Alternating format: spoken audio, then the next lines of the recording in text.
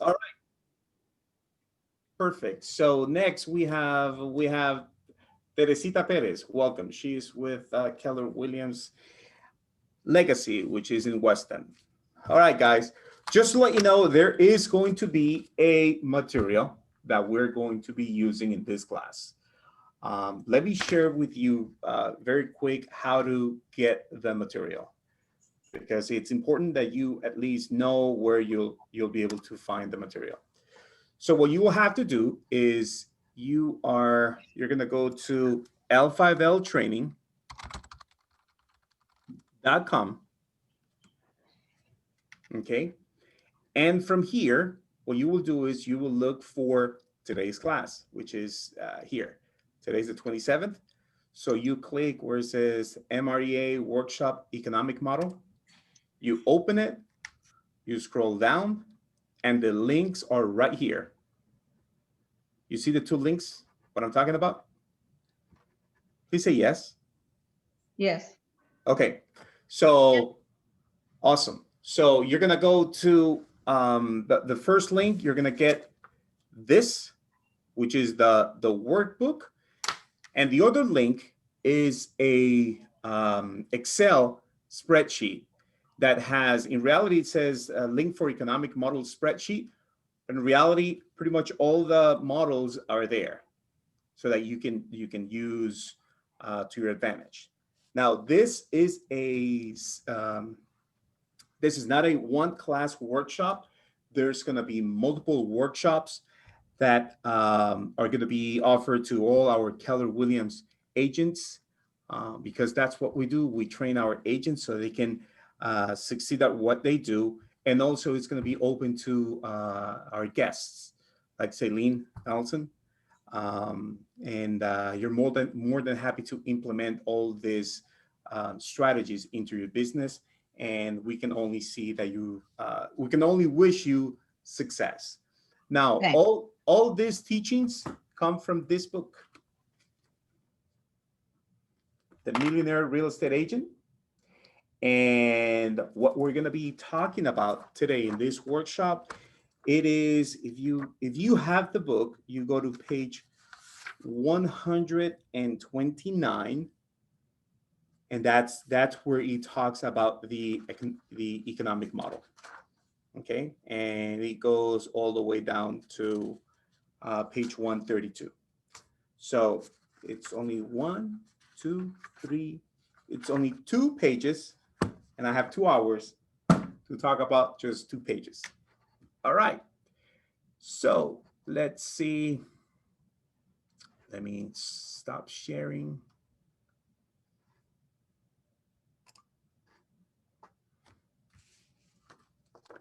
Ms. Edwin Cherry, good to see you here. Janai Viera, good to see you here. All right.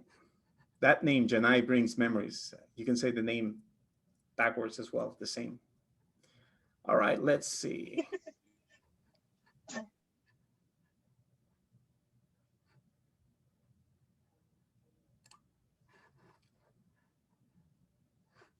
Give me 1 second, guys, so I can open my presentation. So you want us to open both the documents that were attached? I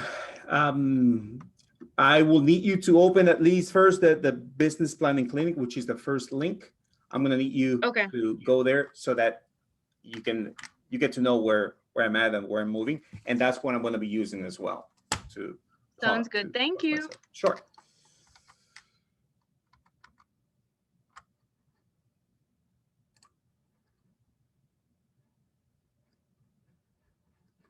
Okay, I just received a question that if this is oriented for new agents or seasoned agents.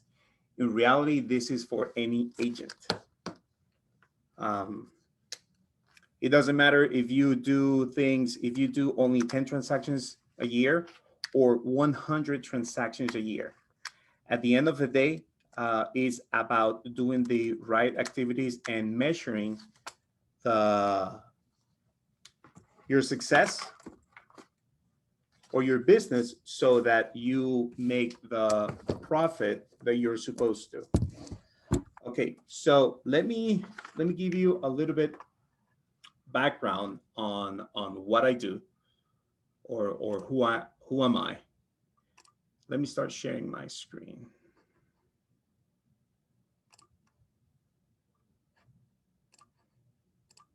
You guys see my screen?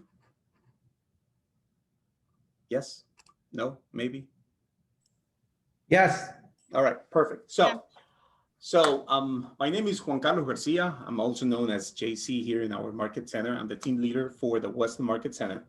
I started my real estate career back in year 2010 as a files processor. I used to deal with short sales, and I did that for about a year. Then after that, I got my license and I started selling real estate, I should say 2012. It took me about 5 months to close my first transaction. And my area of expertise are short sales. And up to this day, I mean, I love doing short sales. People tend to dislike short sales, but I just love them.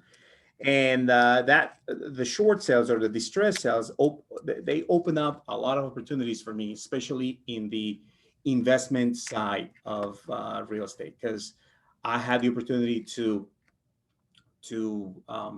invest in real estate since I was getting really good deals on all the properties that I was negotiating for different either other agents or myself. So with that being said, in year 2015, I saw I felt a shift in the market where there were no longer as many cases for short sales as before. So for that reason, I said to myself, you know what, I better do something about this, because now I don't have as many properties to invest. So I knew how to do the short sales or how to work the short sales, but I had no clue, none whatsoever, how to do a regular transaction. So because of that, I was like, okay, I need to partner up with a company that will allow me to get the knowledge that I need. And that's when in towards the end of 2016, I joined Keller Williams. Now, once I joined Keller Williams, I had to change my mindset in terms of the way that I was conducting business, because I was used to just a specific line of work where I was making a lot of money per deal, not for the commission, but because once I was done with the project and then I flipped or resold that property, I was making a big chunks of money. But that was it. So if I had no properties to invest, or if I had a property to invest, but the profit was going to be very little, then I had to do a lot more properties in order to make up for the lifestyle that I was getting used to So for that reason, I started going to all the trainings with Keller Williams, and I still remember the day where I said to myself, why is it that nobody told me about Keller Williams before? Why is it that I was not exposed to Keller Williams before? I do remember that I used to think in terms of, I want to make as much money as possible. And the company that I was in business relationship with, it was the owner or the broker. It's a good friend of mine, and who I'm forever, I'll be grateful to him, because he taught me. He was an expert in short sales. But that's, as I said before, that was the area that I was focused on, and I didn't get, or I couldn't care to know more about how to do regular transactions. So for those of you, I don't know how many of you are already with a company, or you're thinking about joining a brokerage. You have to understand that there are two types of companies companies out there. The ones that are transaction driven and the ones that are relationship driven. What do I mean by that, or what's the difference between one and the other? The ones that are transactional driven, they only care about you making transactions. Why? Because you pay a fee per transaction. Okay, so it doesn't matter what you do, how you do it. I'm gonna just make up an example. Okay, I'll pay you 100% of the commission, but at closing, you're gonna pay me a brokerage fee of $300, $400, $500, whatever the case might be. So if that's the only way that I'm gonna be making money, it is in my best interest that you do as many transactions as possible. I don't care how you do it. I don't care if you learn, if you don't learn. I mean, go get the training somewhere. Go look at YouTube videos and stuff like that. So on the other side are the companies that they are relationship driven, where they only care that you nurture yourself and grow as an agent.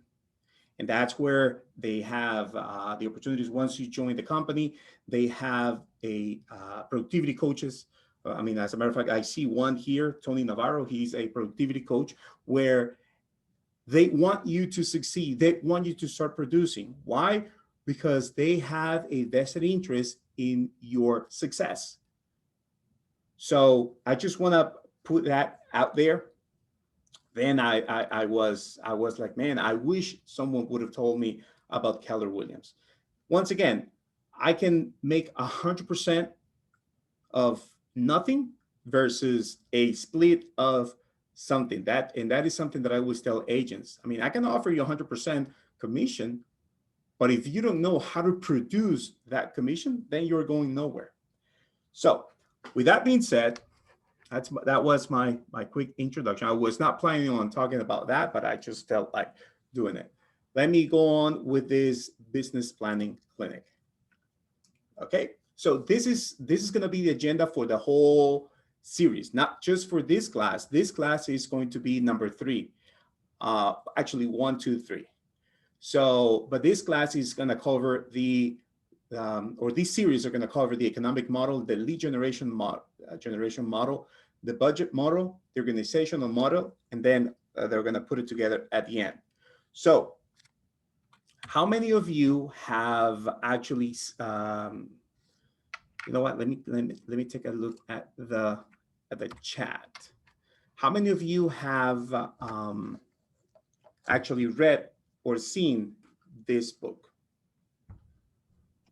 I read it, but I haven't finished it. There's a lot of good information in there. Okay, awesome. Thank you. Anybody else? In the chat, they're saying they have.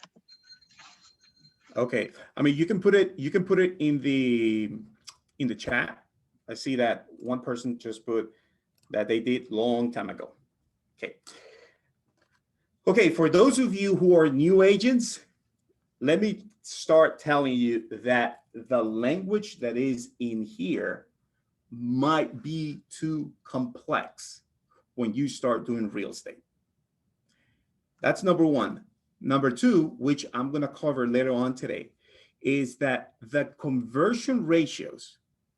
And what I mean by conversion ratios, let's say that if I talk to 10 people, and out of those 10 people, 5 sign an agreement, that means that my conversion ratio was 50%.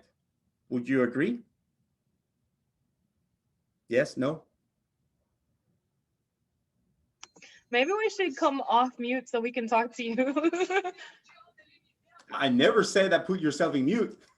Oh, we're just used to that with the bigger, you know. Yeah, no, this is a workshop. So here in the workshop, you get to participate. It's not just me talking. No, you need to participate. This is a workshop. This is a hands-on. So the conversion rates that you see here are for agents who are already in production that do have some experience. So the conversion ratios for new agents are going to be significantly lower based on the fact that they don't have experience yet to convert leads at a high level. So just keep that in mind. If I was you, I would If I was a brand new agent, this is the book that I will start reading, shift, and then I will go to this one. Or I would do this book. Hey, Edwin, I will do this book once I'm done with Ignite. Because otherwise, you're going to be like, what do you say about my mama? So you don't want that. So let's continue with this. All right. So what are the goals for this class is to have a clear understanding of the power of the 5 fundamental models. You, at the end, you will have the opportunity to create a business plan. Guys, if you don't have a business, somebody's knocking on my door. Let me just take a quick look. Who is it? You know what? It's an agent from my market center. So you have to create a business plan, or you're going to have an opportunity to create a business plan, and also you're going to execute your business plan.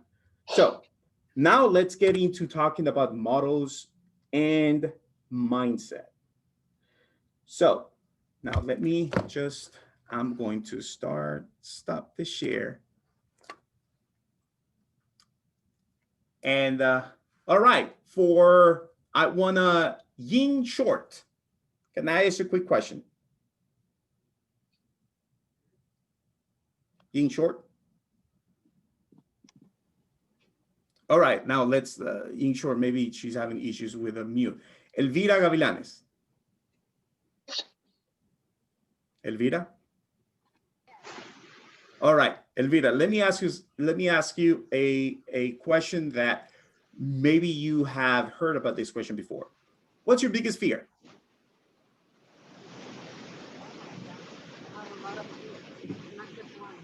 I cannot hear you, so I'm gonna go with Edwin Sherry. Edwin, what's your biggest fear? My biggest fear? Yes, what's your biggest fear?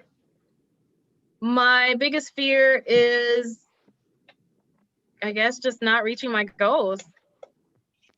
Oh, you're getting technical. Is that your biggest fear for real? Yeah, I mean, yeah. Okay, now let me ask someone else. Celine Donaldson, what's your biggest fear?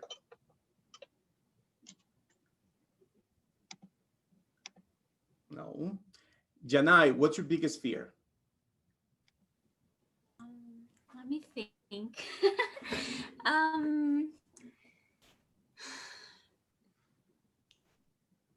I guess right now it's something that with stability, and I don't feel stability at all in my life right now. I don't know. That's probably something that I'm. Is it stability, or is it the fact that you don't know what's going to happen tomorrow? Yeah, probably that. And Yeah. I'm worried about the future and what is going to happen and what am I doing to change that, to change my future and to do something for that. I don't know. Yeah, definitely. Thank you, Yanai. You know, and that is the mindset that we have is many of us that we have the fear of lack of stability. Mm-hmm. The way that I put it, the way that I think about it is, would I have the income to sustain my family, or to make it more so that we relate to it? Would I be able to make it in this business, or would I be able to make it under these conditions? So the only way we can overcome that is by just taking action in terms of describing step by step, what is it that I need to do on a daily basis so that I sort of kind of predict what's going to happen in the future. I'm going to give you a quick example. Let's say that I want to lose weight, although I look good, but let's say that I want to lose weight. Now, that was a joke, just to let you know. I want to lose weight. Or I want to get my 6-pack.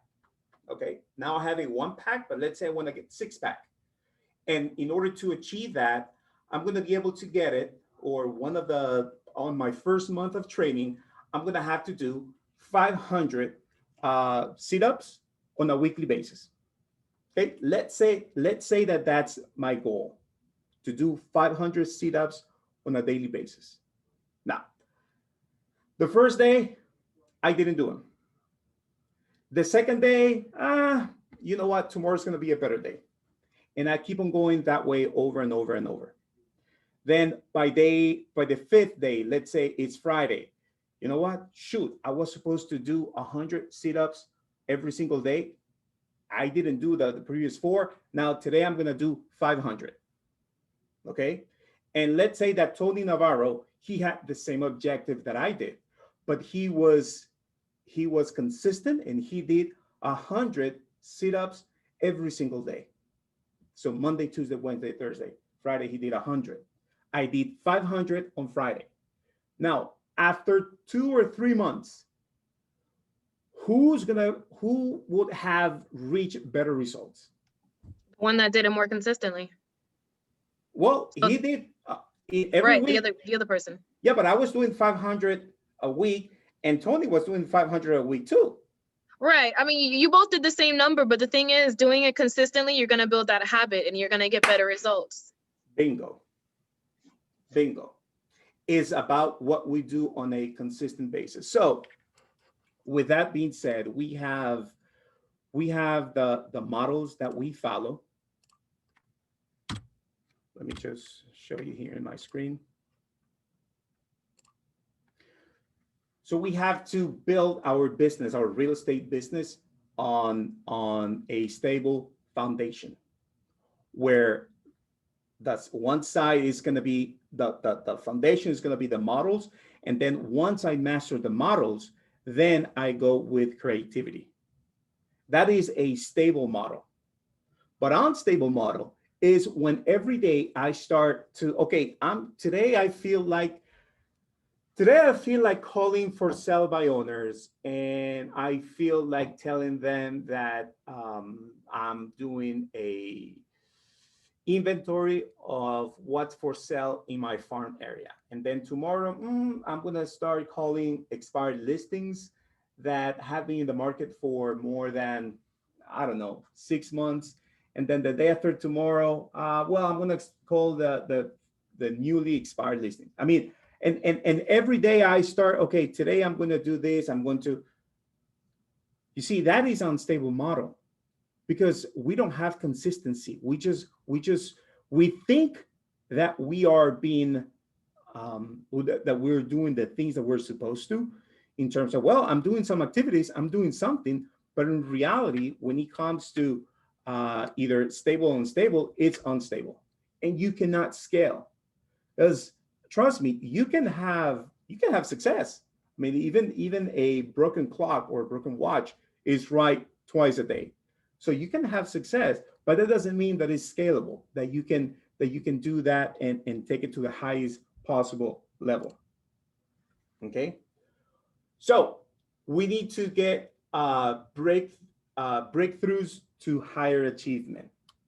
And this is something that we battle on a daily basis with what we do as real estate agents. Why? Because many times we tend to rely on things that we're not.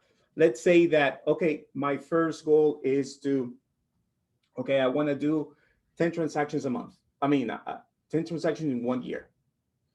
Then once I achieve that, hey, I'm pretty good at doing this. Now I'm going to double it. But then we finished the year and we didn't pass, I'm just making up numbers, we didn't pass 15 transactions. And I'm like, well, what happened? I didn't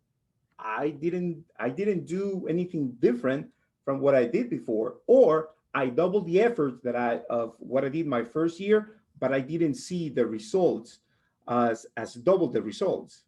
So it's got to do with the foundational model of what we implement. And then once we have implemented a foundation, then we can become creative in what we do. So always keep in mind, whenever we implement a model, we have a breakthrough. And the moment that we start deviating from the model and we start acting outside the model, we it's not like we are going to fail, but the results are not probable. I to this day I remember I had a property once that I wanted to purchase in Miramar, and I had a specific model. My model was that the sell price was not going to be over $380,000. That was by no means, I would not purchase a property where the sell price, not the purchase, what I was going to purchase, but the price at which I was going to sell it was going to be over 380. But someone pitched me on this sweet deal in Miramar for a property in Grand Isle, for those of you who know the area, West Miramar. And it was actually a nice deal. I mean, the comp sustained good return, this and that.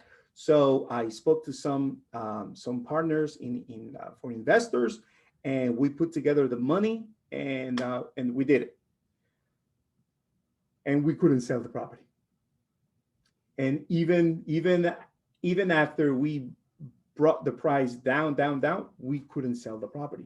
So we end up selling the property. And the reason, and I always blame this experience, the fact that I went outside the model that had worked for me in the past. So always keep that in mind. We have to think like a millionaire real estate agent. Guys, the difference between you and millionaire real estate agents, look, they have the same number of days, the same number of hours, most of them same skills that you do have. However, the difference between the millionaire real estate agents and agents who are not millionaires or who don't think as a millionaire real estate agent are the models, the mindset, and the systems that they use in a consistent basis and with discipline.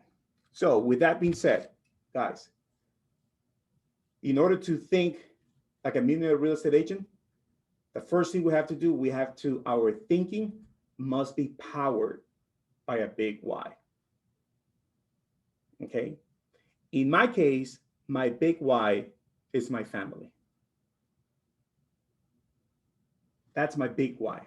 That's the reason why whenever I come here to the office, that's the reason why I have a smile on my face, because I'm doing this for my family. And we all have different whys. Maybe most of you have the same why that I do have. So I just want you to take a minute to write what's your big why, and the reason you do real estate on a daily basis. So let's go ahead and take a minute to write it down or to think about what's your big why. Alexa, set timer for 1 minute. 1 minute, starting now.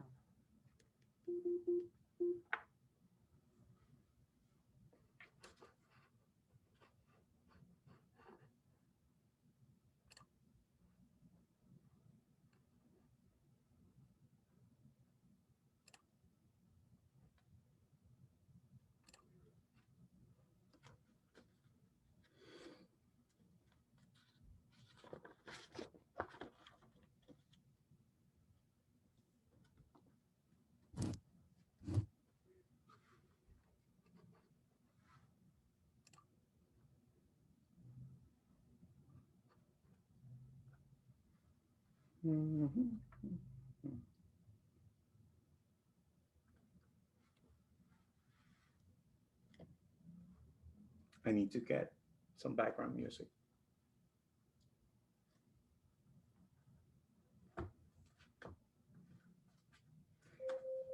Okay.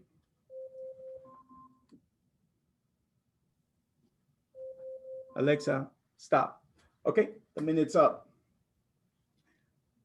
Guys, that is your big why. That is something that you have to analyze yourself all the time. And whenever you're not reaching your full potential, that should be the first line of what you go back and check.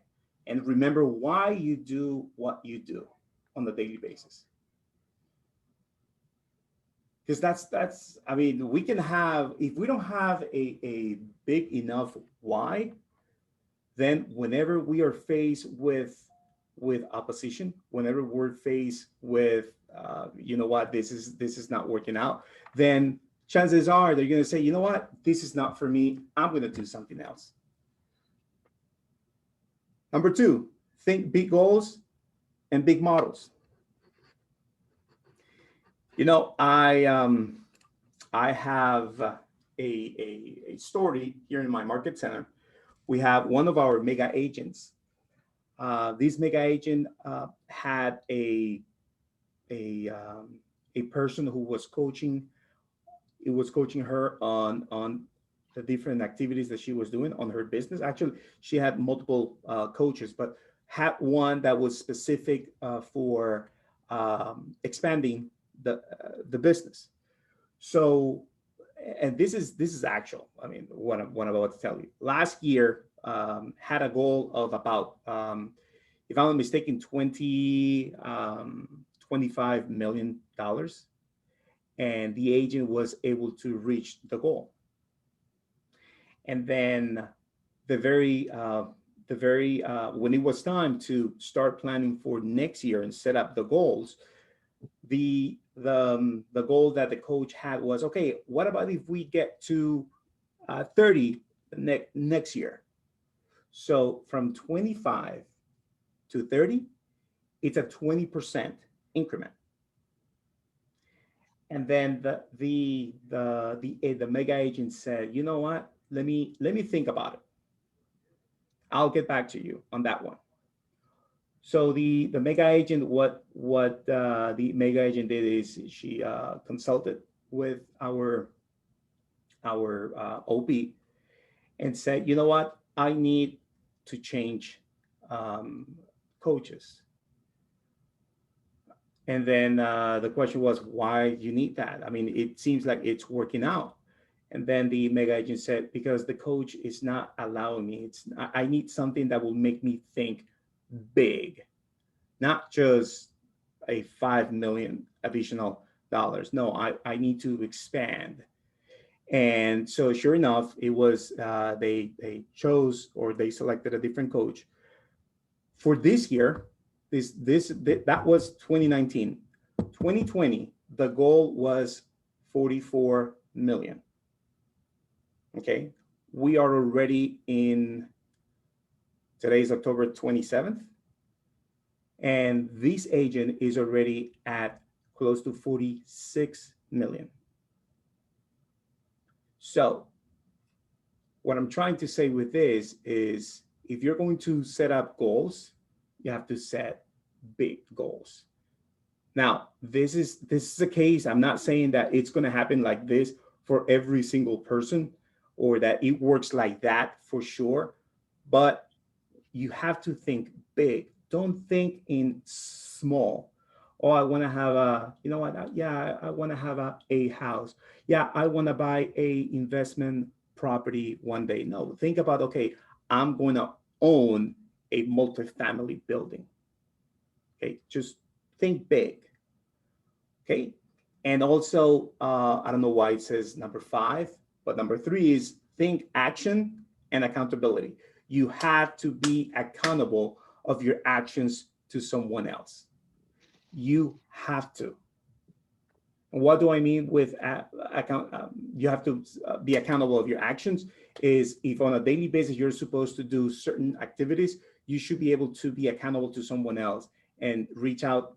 Let's say I'm gonna reach out to Tony Navarro and say, hey Tony, just to let you know, today I was supposed to reach out to, I don't know, 10 agents in my market, and I was able to reach 9 agents. So I just want to be accountable, and whenever that happens, what Tony most likely what he's going to do is, okay, so what would it take for you to reach that additional agent that you were supposed to reach out today? You have to be accountable of your actions. You have to. All right, let me move on. Are there any questions? Yes, no, maybe. Okay, if you have any questions, please put it in the chat, and then I'll review the chat. All right. Next, what you have in front of you, it's what is called the 411, which is a worksheet that we use in Keller Williams, where we have one goal, and then we break it down by monthly goals. So what's my goal for the year? What's my goal for the month? And then once I have my goal for the month, okay, so what activities am I going to do on a weekly basis? If you need a copy of the, let me just take a look to see if it's in your handbook. Nope, it is not. But what I can do is give you a copy of, send you a copy of that, or put it in the Al5L Facebook page. So this is a tool that we use so that we can check if we are on track, or if we're missing, or we miss to do something on a specific week. And you can bring it out even to the day. You can break it down to the day.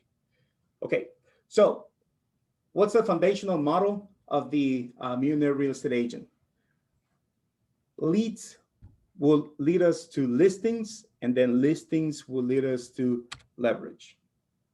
There are 5 fundamental models, and the one that I'm going to be talking about to you today, guys, is the economic model.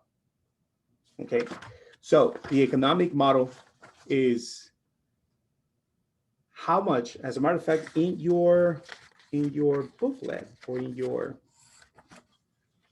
here it says the economic model is a formula that describes the relationship between a series of activities and the specific outcomes they produce. It shows you where your money comes from, where it goes, and how much is left over for you. So you see, if I select anybody here on this, in this call, let's say that if I ask Davies, okay, I'm not gonna put anybody else in this one. Davies.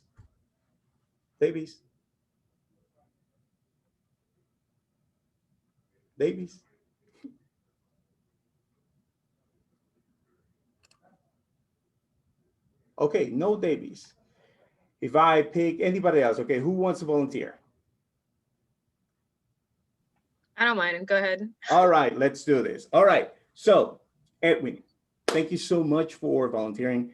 I really appreciate this. It gets lonely here because I'm by myself. I look like crazy here talking to the computer. So if I were to ask you, so how much money you're gonna net this year? What will be your response? Next, okay, so for 2021, 2020. 2020, okay, let's say 50. No, let's say 75. 2020? Yeah, well, we're just throwing out numbers, right? No, I'm asking you for real. Oh, no, I kind of just started. Okay, then let me change it. Then what are you gonna net 2021? Okay, so 2021, let's start, let's just say 75. 75,000. Yeah, that's Is that total commission, or is that in your pocket? that's in my pocket. In That's your after, pocket. right? Okay, so how much money do you need to generate in gross commission income in order to produce 75,000? I mean, I get what you're saying. I have to work backwards and trying to figure out the numbers. And that's going to bring me to like how many calls I need to get per day, and then how many listing appointments I need per week, and how many transactions I need to close per month in order to net a certain amount to make sure I'm making what I need to make at the end of the year. Yes. It's just a lot. I haven't done it yet. So that is an exercise that we all have to do. And you know what? It doesn't matter if we want to make 75,000, or if we want to make $750,000. The ratios apply the same way. And is the proper way to pronounce your name is Edwin? Yeah, that's fine. Yes? Edwin. Edwin. Edwin, yeah. All right. So Edwin, let me ask you, if you if you had the opportunity to just give me a number of how much money you want to produce, what would that number be? Net to your pocket. Net. I Profit. mean, net, I want at least twice that. Like I want at least 150, but then I also wanted to get into investments as well. So I'm starting to do that as well. So that's why I say like I have like the really big goals part. I have that. I already have really big goals. My part is I need to implement and do the actual, you know, the spreadsheets and the keeping track, you know, the keeping accountable. So that's what I need to do. The Yeah. 411s and Yeah. So here's something that I always challenge my agents whenever I talk to them is whatever number they give me. Like in this case, you say, hey, why not double 75? So 150. Why not 300? right, exactly. Why Like not I have no 500? problem with that. Why not $1 million? Why not $1 million? You're absolutely right. I do Why want to be a not millionaire. 5? Yeah. I just but didn't want to say something super high and come off like a jerk, you know? No, it's not about being a jerk. It's about we are talking about possibilities. Now, Yeah. the road to success is not something, I mean, it's step by step. So it's like whenever I have agents here that they just start doing real estate, and then I ask, so what's your short-term goal? How much, where do you see yourself producing in 12 months? And they say, well, at least $250,000. I'm like, okay, so it's good. I never discredit that. But then my next question is, all right, so how would you do that? What's your plan? Right. Well, that's why I'm here. Okay. Okay. So they have a goal in mind, but they don't know what needs to be done in order to produce it. And that's the beauty about the economic model that brings clarity to what we do. Okay. So let's move on and let me go to the economic model. So the economic model works sort of like backwards. The economic model is we start with how much net income we want to have, and then we move on. Okay.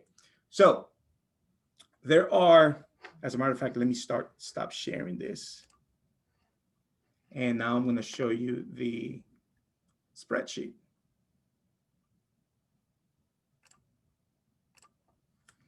So you do have a copy of this spreadsheet that I'm going to show you.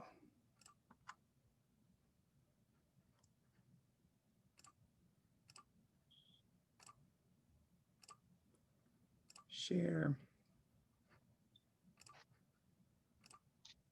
Great. So here's my Excel. And let me show you the MREA models. Okay, so once you download the link, the spreadsheet that is in the link that I gave you, this is what you're going to get. Okay, so once you download it and you open it, in the bottom, you're going to see that there all the different models that we have. You see the economic model, the budget model, the full chart of accounts, and the summary profit and loss statement. They're here. Okay, so we're gonna focus right now on the economic model. Okay, so the economic model, what it says is that 30% of our gross income is cost of sale, 30% should be allocated to expenses, and we should have a total net income of 40% of what we produce. So in other words, if we produce $100,000, if we deduct cost of sales and the expenses, our bottom line should be about 40,000. Okay, so let's use the number that you, Edwin, gave me. You said 75,000. Okay, so that is my total net income.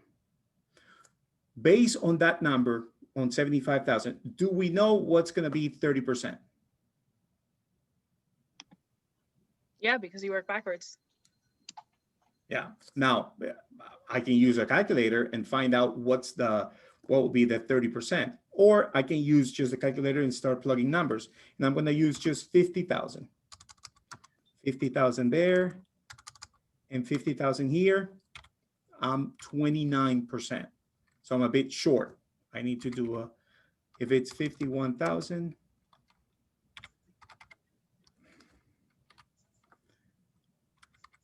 51,000. 52.5. Still, okay, 55. Okay, perfect. So in order for me to net $75,000, my total gross income should be $185,000. Okay, so what do I do from here? Then the next thing that we have to do is, okay, what's going to be the average commission amount per transaction? So Edwin, what's going to be your average commission amount? Or what type of properties, at what price point are you going to sell? Oh, what price point am I going to sell? Okay, let's just assume that I'm going to sell at, 300,000. 300,000? Just make everything easy. Yeah. Okay, let's make 300,000 at $9,000 commission at 3%. Okay. Right? So Right. if I go, if I go where it says average commission amount, I put 9,000. And that tells me that in order for me to produce $185,000 at $9,000 commission, then I need to sell 20.6 properties. So in other words, 21 properties. Okay. All right. That's total number of properties. As you know, we can represent the sellers or we can represent the buyers. Okay. And the right mixture should be a 50-50 combination. Okay. But for the sake of the exercise, let's assume that we're going to do 40%, 60% sellers, 40% buyers. So out of 20.6, that means that 12.3 are going to be sellers. So I have to close 12 properties, a little more than 12 properties on the list side. And then on the buy side, a little more than 8 properties. Okay. So have you, let's see, Edwin, have you done a transaction? Yes. Okay. What type of transaction was it? A listing. A listing. Okay. And everything went fine with the listing? Yes. Okay. Have you ever experienced a listing that unfortunately that went south? Where it wasn't able to sell and it expired? It was not able to sell.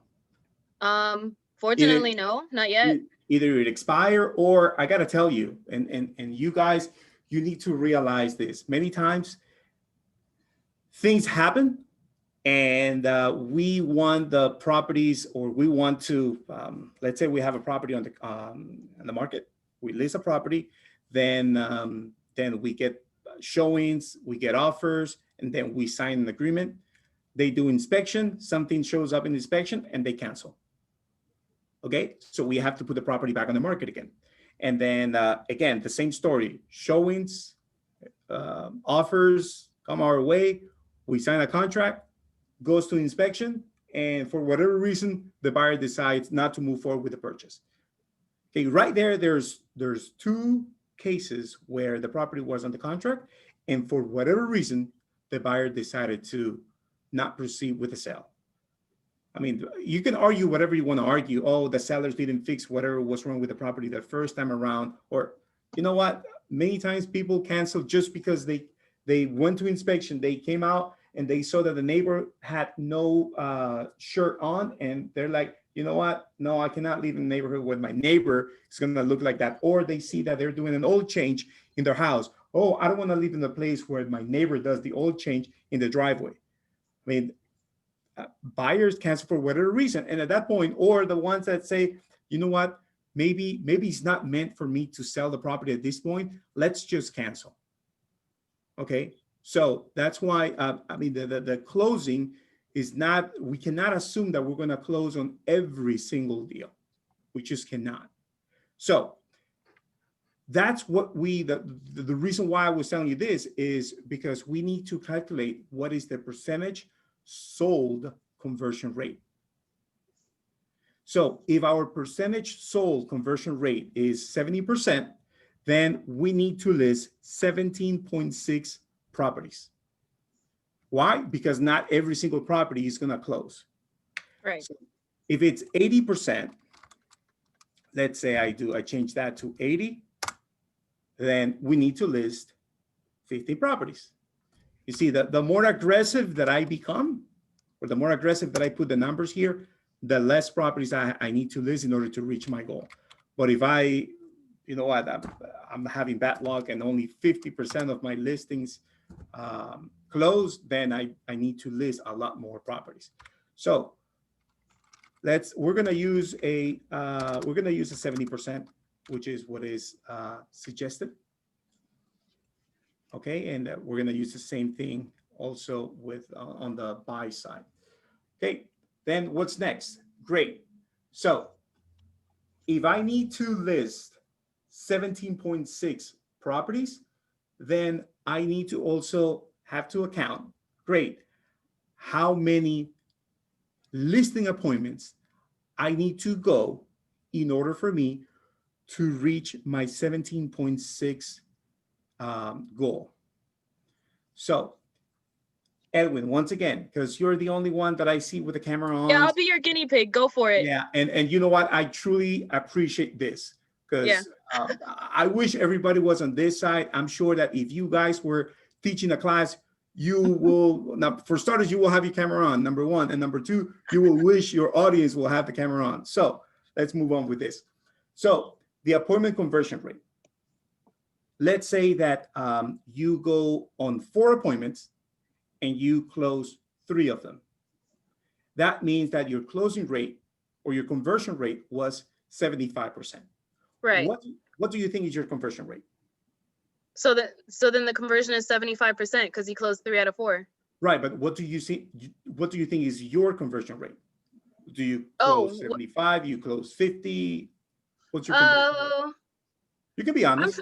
I think I'm just too new for this. Like I've only gone on like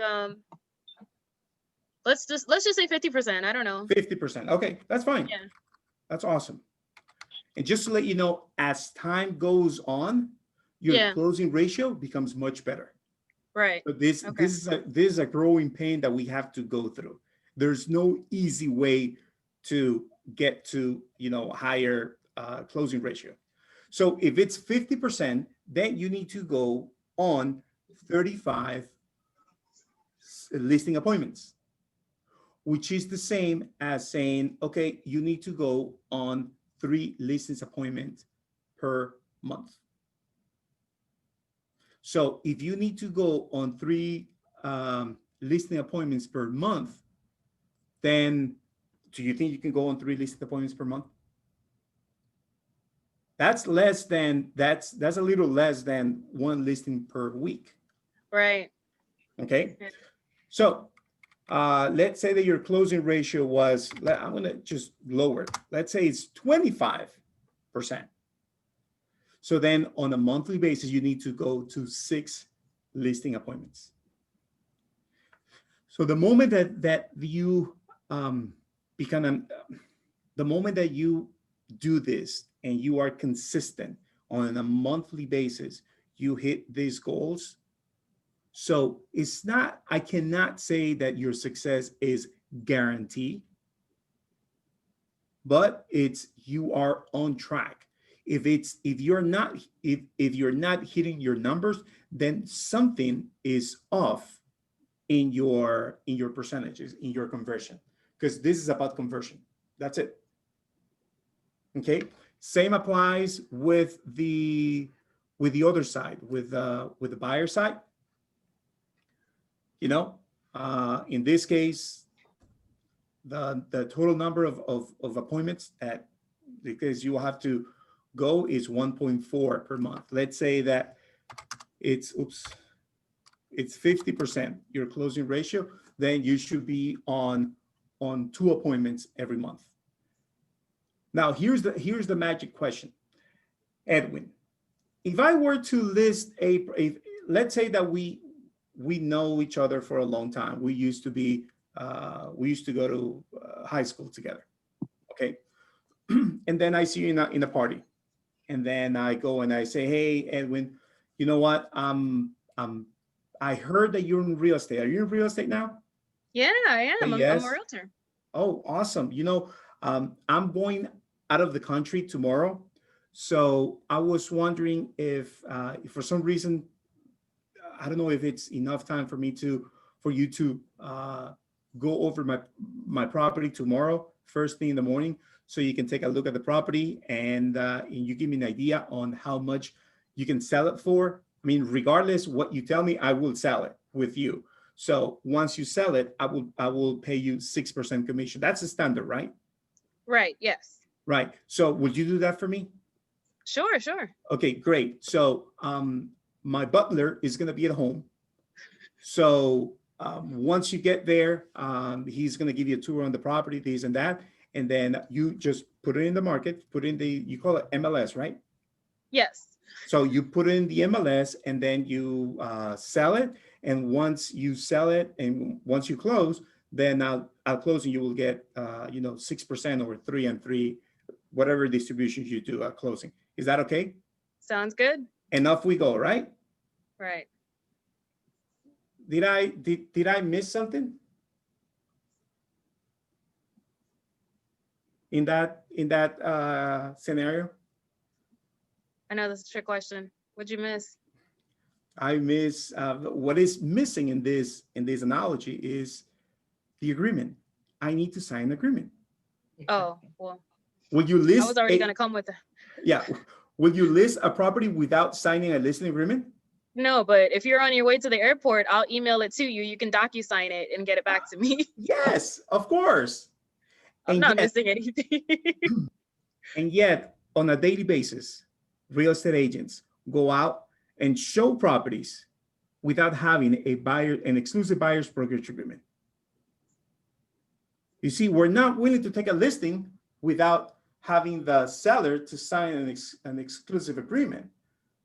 And yet, we as real estate agents, we are okay with going out and show properties without having proper documentation signed.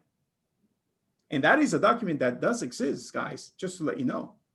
It does exist, but it's about how we present the document to that buyer so that we are protected. And I cannot tell you how many times I've had agents who come to me with issues about properties that they show to a client, a buyer, and then that buyer end up buying that property, one of the properties that they show, with a different agent. Another agent. I cannot tell you or stress how many times it happens, and unfortunately, it is something that that happens. Or this is another example. Or what happens is you work with a client, and then you stop communicating with the client, and then you, after months or even years, you reach out to the client, and the client says, "Oh, I wish you would have called me 2 weeks ago." Why? Because I just listed my property for sale with John Smith, agent. I mean, I still remember to this day the case of I sold a property, a condo, to this couple that they moved. They were living in Hialeah, and they purchased a property here in Sunrise, a condo.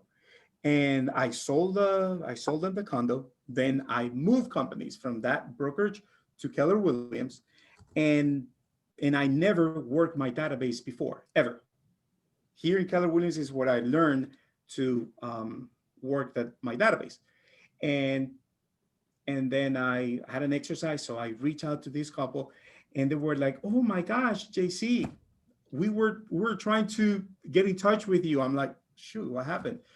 And they were like, you know, the property that we purchased in the condo, we remodeled the whole thing, and we thought it was going to be good enough, but it was not big enough.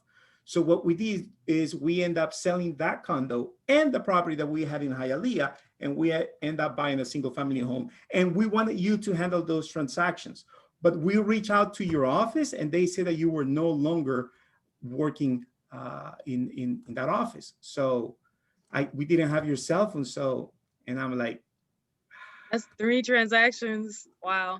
3 transactions. So anyways, I guess, you know, it happens, but don't, Yeah. I mean, I hope it doesn't happen to you. It Now, happens to everybody. what questions do you have for me, guys? If any.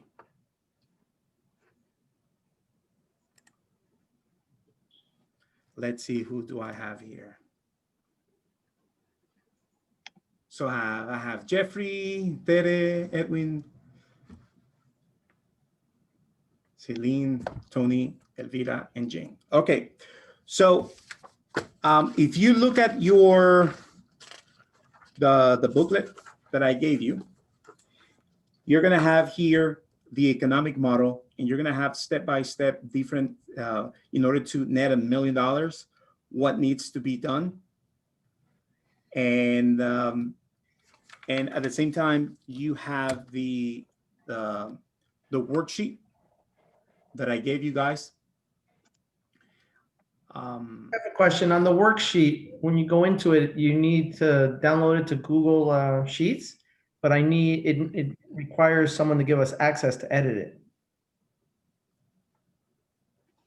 On the sheet, let me.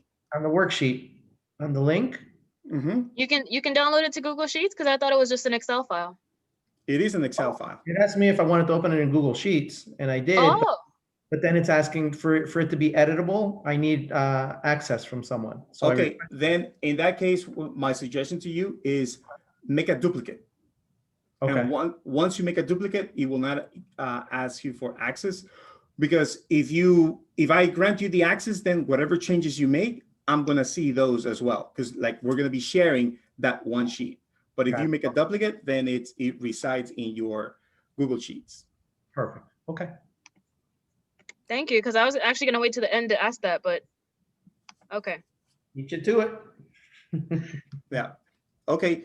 Any other questions, guys? Because I'm pretty much I'm done with the economic model. I mean, this class was supposed to be for 2 hours, but I don't see the need for going for 2 hours.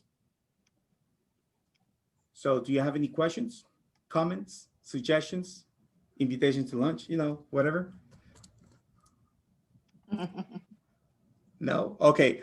Well, guys, I hope that you found value in what we discussed. Once again, as I said, what we just discussed, you can apply. This is not something that is just for new agents. This is a model that is applied. As a matter of fact, there are mega agents that when you ask them, so what was your profit? What percentage was your net profit last year? They have no clue. Why? Because they don't track their numbers. They don't track their expenses. They don't track their cost of sales. So it goes so high that they're like, wow, I sold, we made in GCI, we made $5 million and we netted just like 500. I'm like, oof. So then there needs to be adjustments made in order to have a very profitable business. So guys, thank you so much. Again, my name Actually, is. I have a quick question. Go ahead. Sorry. Go ahead. So what I was going to ask is, because in the beginning of the call, you said you got into investments as well. And I've done a couple of different trainings with Keller Williams and also on my own that have to do with, you know, basically getting into investments, wholesaling, multifamily, that type of thing. So do you have a similar maybe spreadsheet to where that would work as far as the calculations? Well, the investments that I was doing, I was flipping properties, and I do have a spreadsheet that I can share with you. If you put your email on the Okay. on the chat, I will email you the spreadsheet that I use so that it forecasts, okay, if I spend this much and my carrying cost is this, blah, blah, blah, then if I sell at this much money, what's going to be my net profit? Okay, So perfect. I use that to know if it was a sound investment or not. Okay. So, all right. So I'll send that over to you. Thank you. Done. Okay. Yeah. All right, guys. Thank you. Thank you so much for showing up to this class. And as I said, this is a series of classes. So next week is going to be on the next model. So I wish you guys a lot of success. Next class is going to be very nice, which is the lead generation model. And that's You gonna be have- next week then, or? Next, next Tuesday, if I'm not mistaken. Okay, sounds good. So lead generation is lead generation, and the money is in the activities. So show up. You're gonna have fun. Thank you, guys. Thank you. Thank you. Thanks, bye.